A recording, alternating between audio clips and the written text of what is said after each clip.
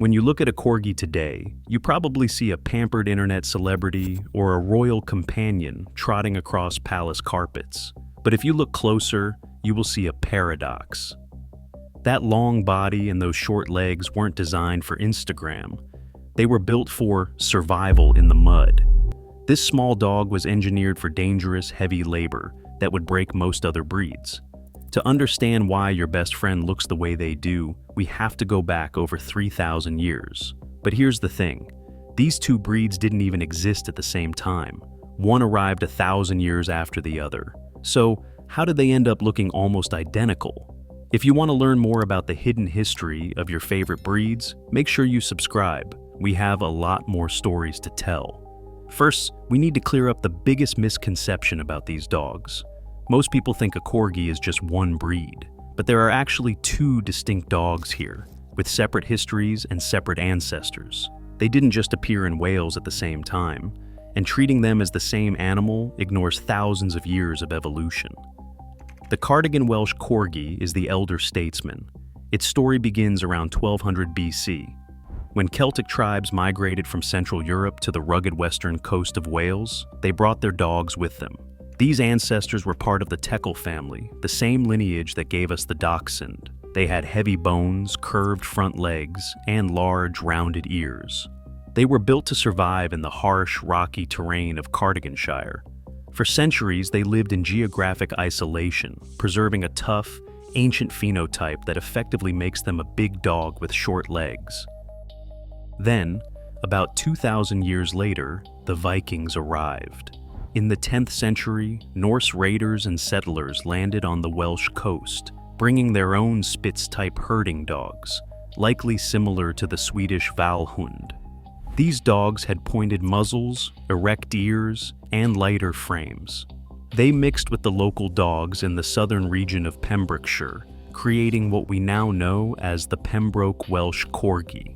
So, while they look similar to the untrained eye, the Cardigan is a heavy-boned Celtic survivor, and the Pembroke is a sprightly Viking interloper. Of course, before we had genetic testing and historical records, the Welsh people had a different explanation for where these dogs came from. The folklore is beautiful. Legend says that two children were tending cattle on royal lands when they found a pair of puppies. They thought they were foxes, but the village elders recognized them as a gift from the fair folk. The story goes that fairies used these dogs to pull their tiny carriages, or even rode them into battle like war horses. If you look at a Pembroke Corgi today, you can often see a patch of darker fur across their shoulders. The legend calls this the fairy saddle, the physical imprint left by their magical riders. It was a clever way to explain the markings, but it also taught people to respect these dogs as something more than just farm equipment. The name itself gives us another clue about how they were viewed. The most accepted theory is that Corgi comes from the Welsh words cor, meaning dwarf, and sai, meaning dog, literally the dwarf dog, but there is another theory that links it to the word cur. Back in the 16th century, cur didn't mean a mongrel. It meant a working dog, a guardian and a herder, distinct from the sporting dogs of the wealthy, and they needed to be workers. The physical differences between the two breeds evolved because of the ground they walked on. The Cardigan developed a heavy, curved front assembly to dig in and balance on steep, rocky hills. The Pembroke, working on flatter land, developed a straighter, lighter front for agility and speed. They were shaped by the land itself. But while the fairies made for great bedtime stories, the real reason these dogs looked the way they did was far more brutal, and it all came down to survival.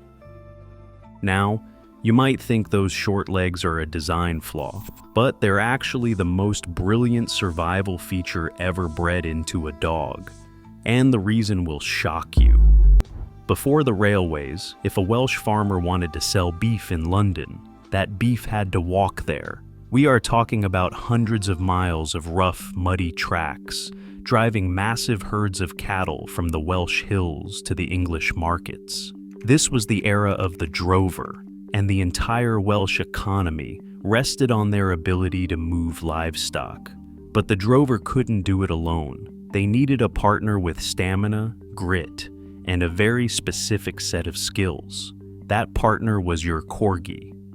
This is where the cute physical traits of your dog suddenly make practical sense. You might wonder why a working dog would have such short legs. In the world of cattle herding, height is actually a liability. When a stubborn steer doesn't want to move, it kicks backward. A tall dog, like a shepherd or a collie, takes that kick right to the chest or head, which can be fatal. The Corgi was engineered to be the ultimate ankle biter, but for a life-saving reason. Their low center of gravity isn't a defect, it is their primary defense mechanism. They developed a technique known as the inhib and drop. The dog would dart in behind a cow, nip at its heels to get it moving, and the moment the cow kicked out, the dog would drop flat to the belly. The hoof would fly harmlessly over their head. Then they would spring back up and do it again. This required explosive power and lightning-fast reflexes. If you have ever seen your dog suddenly zoom around the living room, banking off the sofa with wild eyes, you are seeing that ancient droving instinct kicking in. But the herding work was only half their job. The other half, that's where things get really dark. Remember, these were curs, versatile farm dogs. In medieval Wales, grazing land was often shared or common. A farmer had to fight for his patch of grass. The Cardigan Corgi, in particular, would go ahead of the herd to clear the way, chasing off neighbors' cattle and securing the territory for their master. Back at the homestead, they were ruthless vermin hunters, protecting the winter grain stores from rats. They were the security system, the pest control, and the herding engine all wrapped in one stout package. Their work ethic was so legendary that it followed them indoors, too. Historical records tell us about the turnspit dog. In large farm kitchens, roasting meat required a spit that turned constantly to cook evenly. Before motors, they used a wooden wheel mounted on the wall, connected to the spit by pulleys. The dog was placed inside this wheel, and they would run for hours, like a hamster, to turn the roast dinner. It was grueling work in a hot kitchen, but it shows the incredible endurance these dogs possess. They could work the fields all day and the kitchen all night. Through all these hardships, a profound bond formed between the drover and the dog. On those long, lonely treks to London, the Corgi was often the drover's only companion. They slept by the fire together and watched each other's backs on the trail. But technology moves fast. When the railways finally extended into West Wales in the mid-19th century, the cattle drives stopped.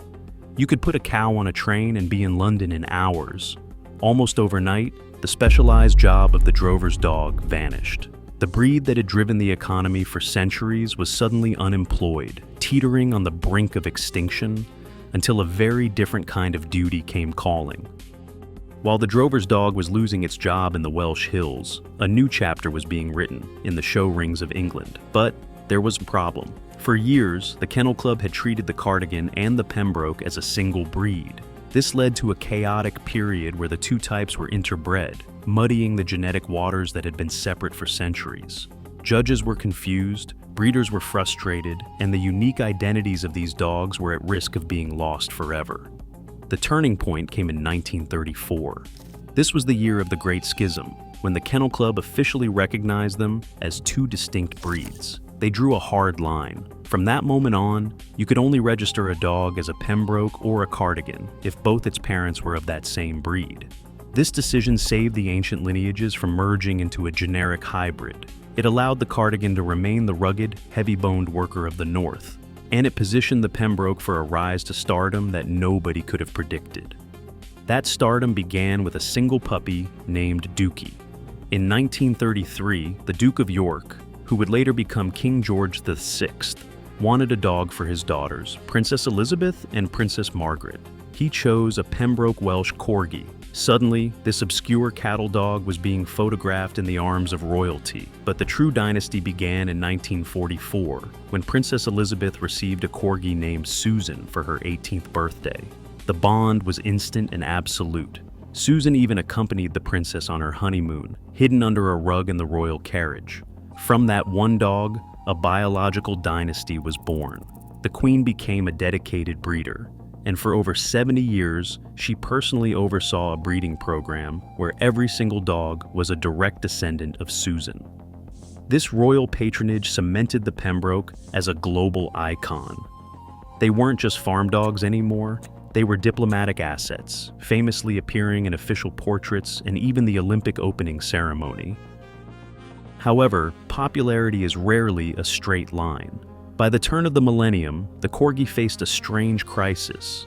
They had become so closely associated with the elderly monarch that they were viewed as an old person's dog. They weren't seen as cool or dynamic.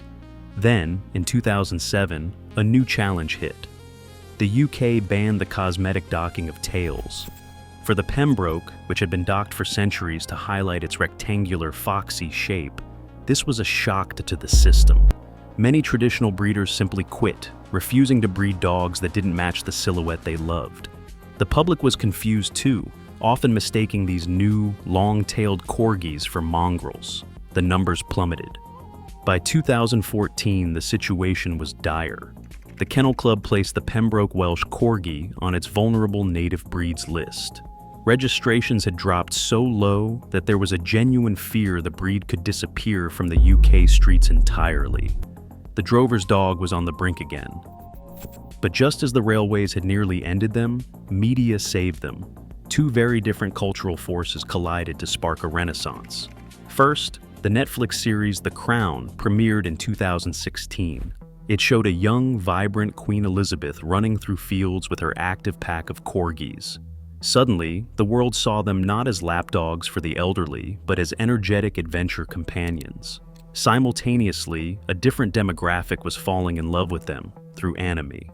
The series Cowboy Bebop featured a hyper-intelligent corgi named Ein, the data dog. This introduced the breed to a generation of gamers and geeks who had zero interest in the royal family. Finally, the rise of social media turned their physical quirks into gold.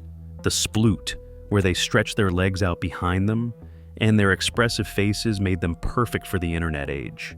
They went from vulnerable to viral, securing their place in the modern home. But that security came at a cost, one that most modern owners don't even realize. So, when you look at your dog snoozing on the sofa, remember what is hiding under that fluff. You are living with a cattle driver, a vermin hunter, and a fairy steed. That nippy behavior isn't them being bad. It's 3,000 years of instinct trying to tell you something. Respect the big dog inside that small body. Give them a job to do, keep their mind busy, and they will be the most loyal friend you ever have. If you want to learn more about the hidden history of your favorite breeds, make sure you subscribe. We have a lot more stories to tell.